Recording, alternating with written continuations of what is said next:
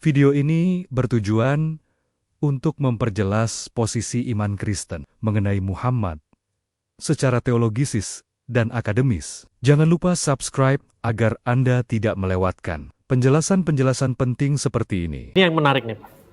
Ada pertanyaan di dalam iman saudara kita Muslim, Islam, mereka juga mempercayai bahwa sosok Yesus atau yang mereka sebut Isa itu adalah juga Imam Mahdi. Ya, Imam Mahdi. Nah, pertanyaannya adalah dalam eskatologi Islam, Imam Mahdi itu sama tidak dengan konteks dari konsep dari kekristenan? Ya, itu termasuk salah satu problem dalam dialog. Karena apa? Kadang-kadang orang sendiri juga ikut-ikutan dengan menyebut itu. Imam Mahdi itu beda dengan imam besar. Imam besar itu konteksnya konteks upacara kurban, yaitu Kohen Hagadol. Ya, Ro'is Kahin bahasa Arabnya. Sementara Imam Mahdi itu adalah dalam konteks Islam itu imam pemberi petunjuk. Imam penunjuk jalan, gitu. Makanya petunjuk itu hidayah. Ya, Imam Mahdi itu imam pemberi petunjuk. Dalam iman Kristen, Yesus bukan sekedar pemberi petunjuk, dia adalah jalan itu sendiri. Akulah jalan dan kebenaran dan hidup. Dia bukan sekedar penunjuk jalan, tapi dia sendiri adalah jalan yang melaluinya kita bisa kembali kepada Tuhan, kepada Allah, ya, kepada Bapa Surgawi. Kemudian istilah Imam Mahdi itu banyak sekali tersebar dalam berbagai macam hadis Nabi Muhammad. Salah satunya misalnya diriwayatkan oleh Ahmad, ya. Yusika min asa minkum an yalqa Isa ba'na Maryam imama mahdiya wa hakaman adlan. Yang artinya bahwa sungguh telah dekat di antara kalian bahwa Isa itu akan segera datang sebagai Imam Mahdi dan hakim yang adil. Soal istilah hakim yang adil itu saya kira sama. Kalau kita dalam pengakuan iman itu dan akan datang dari sana untuk menghakimi orang yang hidup dan orang mati, itu konsepnya sama. Tetapi khusus untuk Imam Mahdi itu beda. Dan Imam Mahdi sendiri di dalam hadis itu ada dua versi. Ada hadis-hadis khususnya yang dianut orang-orang Syiah. Imam Mahdi itu adalah sosok keturunan Nabi Muhammad sendiri yang akan datang pada akhir zaman. Ini eskatologi Islam. Tetapi ada hadis-hadis yang khususnya diperkenalkan oleh kaum Sunni. Imam Mahdi itu ya Isa sendiri, seperti hadis riwayat Ahmad tadi. Isa ba'na Maryam itu imam mahdiya wa hakaman adlan. Di sini Isa sendiri adalah Imam Mahdi. Kemudian hadis yang lain dari riwayat lain dikatakan bahwa la mahdiya ila Isa ba'na Maryam. Tidak ada Mahdi kecuali Isa putra Maryam. Jadi ada dua konsep. Ada yang mengatakan Imam Mahdi itu adalah Isa, ada yang mengatakan Imam Mahdi itu adalah keturunan Muhammad.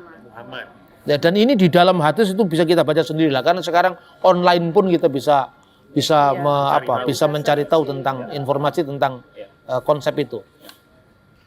Iya, Bapak, saya mau tanya, jadi apakah kita umat Kristen akan salah apabila kita memahami gelar Yesus sebagai Rasul? Misalnya ada pertanyaan dari teman kita umat Islam, bahwa Rasul kita itu Muhammad, sedangkan dari umat Kristen Rasul kita itu Yesus. Jadi pendapat Abah itu bagaimana? Ya, kalau dipahami Rasul dalam pengertian kitab Ibrani, memang iya, itu teksnya jelas kok. Yesus itu adalah Rasul menurut surat Ibrani. Tetapi kalau dipahami Rasul kemudian disamakan dengan Rasul dalam pandangan Islam, saya kira ya tidak. Karena apa? Kalau dalam pandangan Islam, yaitu tadi Rasul itu adalah Nabi yang wajib menyampaikan itu kepada umat. Dan ini memang berbeda. Jangan hanya gara-gara kita ini mau toleran ya. Tapi kemudian batas-batas pemahaman teologis itu kemudian dipaksakan untuk tidak sama gitu. Untuk tidak berbeda, harus sama. Kita memang tidak sama tapi harus bisa bersama-sama. Sebab kalau dipahami Rasulku adalah Muhammad, Rasulmu adalah Yesus, lalu orang mengatakan, lah ini kan Alkitab sendiri mengatakan Yesus Rasul kok. Hendaklah orang mengakui bahwa engkaulah satu-satunya Allah yang benar dan Yesus Kristus yang engkau utus. Lah ini kan sama saja dengan la ilaha illallah Isa al-Masih Rasulullah. Dalam pemahaman Islam tentu ini berbeda. Memang Yesus itu diutus, kata utusan itu muncul satu kali. Tapi aku diutus Bapa, Bapa mengutusku itu berkali-kali sebagai kata apa? Kata kerja. Tapi kata sifat hanya muncul satu kali. Saya kira itu. Baik Abah, terima kasih. Ya, Bapak, dalam konteks Ibrani 7 tentang Kristus dan Melkisedek, seringkali kita membandingkan antara Kristus dengan Melkisedek. Ya, mungkin bisa diberikan penjelasan mengenai siapa sih sosok Melkisedek ini, Pak? Sebab ada ayat yang berbunyi dalam Ibrani 7 ayat 3, ia tidak berbapa, tidak beribu, tidak bersilsilah, harinya tidak berawal, dan hidupnya tidak berkesudahan. Bukankah ini lebih hebat daripada Yesus? Ya, Jadi maksudnya Melkisedek tidak berbapak, tidak beribu aja nggak disebut Tuhan. Kenapa Yesus punya? Yesus hanya nggak punya bapak aja disebut Tuhan. Itu gimana Bapak? Ini saya teringat dengan apa? Satu buku kuno sekali yang saya baca waktu saya masih SMA. Judulnya itu Dialog Masalah Ketuhanan Yesus. Ini karya dari Kiai Haji Bahauddin Mudari. Dia rupanya dialog dengan seorang pemuda Katolik dan akhirnya pemuda Katolik ini mu'alaf. Yang Anton Widuri itu ya? Antonius Widuri, makanya ada lagunya. Widuri ada lagunya itu. Yang mengarang itu. Oh enggak. Itu hanya intermezzo. Itu hanya intermezzo. Tapi artinya gini, saya menghormati setiap orang yang memilih karena kesadaran pilihannya. Itu kan hak asasi manusia kan. Mau ada orang mu'alaf, mau ada orang pindah agama, ya biar saja lah. Itu kan pilihan bebas. Cuman kalau ada orang yang jadi Kristen karena bertobat, ya jangan dihalangi. Kan itu kan kebebasan beragama kan fair toh. Kalau ada orang mu'alaf kita sambut, kenapa kalau orang jadi Kristen kok tidak disambut? Itu dipersulitkan gitu kan. Sebab bagi orang Muslim mungkin kata orang meninggalkan Islam itu murtad, tapi bagi orang Kristen itu bertobat kan itu kan. Itu tinggal dari sudut pandang mana. Nah, yang menarik dari Kiai Haji Bahauddin Mudari itu mengatakan gitu loh, kenapa Isa itu hanya tidak berbapa aja kok disebut Tuhan. Padahal Melkisedek tidak berbapa, tidak beribu, tidak bersilsilah, tidak pernah disebut Tuhan, hidupnya tak berkesudahan dan seterusnya. Ini sebuah apa ya? Sebuah idiom yang tidak bisa dipahami secara harfiah. Makanya membaca Alkitab itu mesti lihat konteks sejarahnya. Yang kedua, dia melihat terjemahan. Terjemahan Alkitab seperti King James Version, NIV, American Standard Bible, terjemahan baru lain ini dikenal sebagai terjemahan harfiah. Terjemahan harfiah itu sedapat mungkin dia harus cocok dengan idiom aslinya. Misalnya, kalau dibandingkan dengan bahasa Arab ya, ada istilah yang disebut jumlah ismiyah dan jumlah fi'liyah. Bahasa-bahasa Timur Tengah jumlah fi'liyah itu adalah kalimat yang diawali dari kata kerja. Kalau jumlah ismiyah itu yang diawali dari kata benda. Jumlah itu kata ya Pak? Jumlah itu artinya kalimat. Kalau balajonya jumlah itu kan kalkulasi kan ya. Ada pergeseran makna. Sementara kalau kalimah itu sendiri dalam bahasa Arab artinya kata. Jumlah itu kalimat, kalimat itu kata.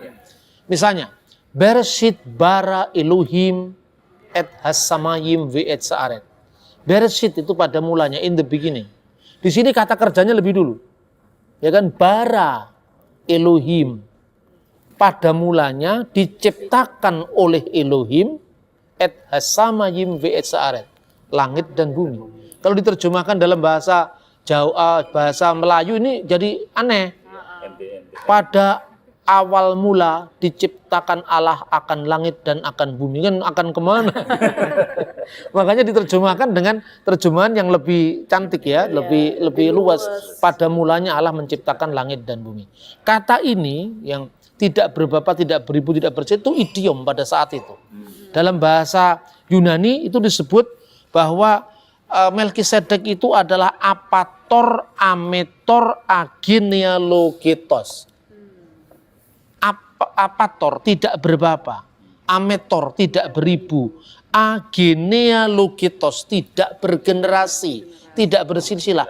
Itu maknanya bukan dia itu lahir dari batu atau turun dari langit, enggak. Itu ungkapan yang artinya, makanya dalam terjemahan bahasa Indonesia sehari-hari BIS atau dalam Today English Version atau di dalam sekarang yang paling baru terjemahan bahasa Indonesia masa kini diterjemahkan. Nama bapaknya tidak diketahui. nama ibunya pun tidak diketahui. Begitu juga silsilahnya. Kenapa nggak diketahui? Kalau waktu itu ada di sidang pengadilan ya, dia tidak punya bapak, ditinggal mati bapaknya. Itu disebut apator, tidak berbapak. Ibunya siapa? Kalau ibu bapaknya mati, apator ametor. Kalau dia orang kabur kanginan, bahasa Jawa, what is the meaning of kabur kanginan? Nggak jelas identitasnya, yaitu tadi, tidak berbapak, tidak beribu, tidak bersilsilah. Itu idiom dari abad pertama. Kenapa dalam konteksnya Melkisedek ini? Karena Melkisedek itu adalah imam sebelum Harun.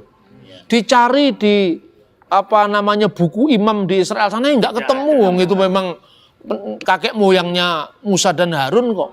Bahkan dialah yang memberkati Abraham, yaitu di dalam nama El Elyon, Allah yang maha kekal, diberkati seperti itu. Dan Abraham sebagai tanda tunduk kepada orang yang berotoritas lebih tinggi, dia membayarkan persepuluhan, ya kan? Abraham diberkati oleh Melkisedek. Jadi ketika seperti Yesus, ketika dilacak dari silsilahnya Harun nggak ketemu, maka ayat pasal 3 ayat berapa tadi harus bandingkan dengan pasal 7 ayat 14. Kita bisa melihat di sana, sebab telah diketahui semua orang bahwa Tuhan kita berasal dari suku Yehuda. Dan mengenai suku itu Musa tidak pernah mengatakan sesuatu apapun tentang imam-imam. Ya kan? Ayat 15, dan hal itu jauh lebih nyata lagi jika ditetapkan seorang imam lain menurut cara Melkisedek. Jadi apa? Jadi Yesus nggak sesuai dong, karena dia bukan keturunan Harun. Ya, bukan imam Harun. Padahal Mesias itu, Mesias itu harus bermatra 3 tadi, imam, nabi, raja. Nabi dia keturunan Yehuda, raja cocok menggenapi nubuat Ulangan pasal 18 ayat 15 dan 18. Raja juga cocok, yaitu firman Tuhan kepada Adonai Tuanku. Neum Hashem Ladoni, firman Tuhan kepada Tuanku. Tuanku ini raja Mesias. Malka Mesiha dalam beberapa tafsir Yahudi cocok. Tapi imam, dia bukan keturunan Harun. Lalu dasarnya apa? Daud sudah menubuatkan itu. Tuhan sendiri telah bersumpah dan dia tidak menyesal. Engkau adalah imam untuk selama-lamanya menurut peraturan Melkisedek. Mazmur 110 ayat 4. Ya. Ata kohen le olam al diberati Melkisedek. Engkau adalah imam untuk selama-lamanya menurut peraturan Melkisedek. Jadi kira-kira Yesus itu imam besarnya itu honoris causa. Gitu? Kalau di Jawa Tengah itu namanya angabei, kan tidak lewat jalur khusus, tidak lewat jalur biasa tapi lewat jalur khusus. Jadi itu maknanya, tidak berbapak, tidak beribu, tidak bersilah, tidak dalam makna memang dia tidak punya bapak, tidak punya ibu. Makanya membaca Alkitab itu tidak bisa seperti simsalabim, tidak bisa. Dia harus memakai metodologi yang benar ya, yang berkaitan dengan sejarah dan juga eksegese yang baik, bukan eisegese, memasukkan makna kita kemudian kita cari ayatnya.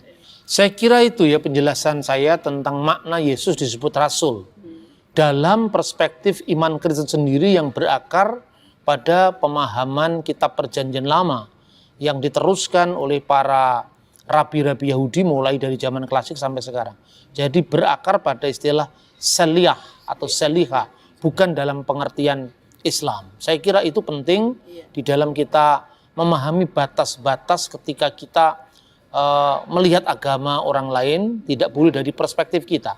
Dan sebaliknya juga orang Kristen tidak bisa memahami agama lain dari perspektif Kristiani. Terima kasih.